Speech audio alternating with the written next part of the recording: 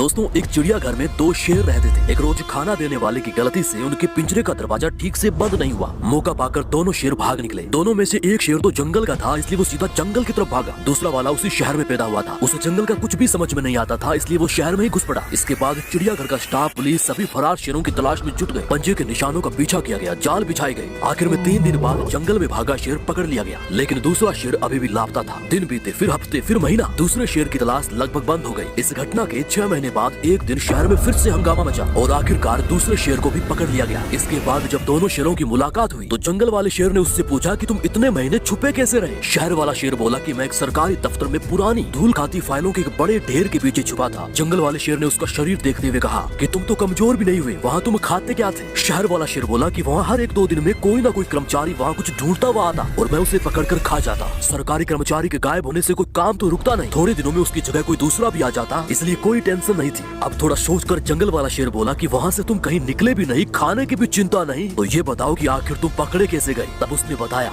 कि एक दिन एक चाय वाला आया और मैं उससे पहचान नहीं पाया, मैंने उसे पकड़कर खा लिया। थोड़ी देर में दफ्तर में जैसे हड़कंप मच गया, सारा काम ही ठप हो गया। क्या साहब, क्या चपरासी सब मिलकर चाय वाले को ढूंढने लगे और इसी खोजबीन में लोगों की नजर मुझ पर पड़ गई और मैं पकड़ा गया और वापस चिड़ियाघर भेज दिया गया।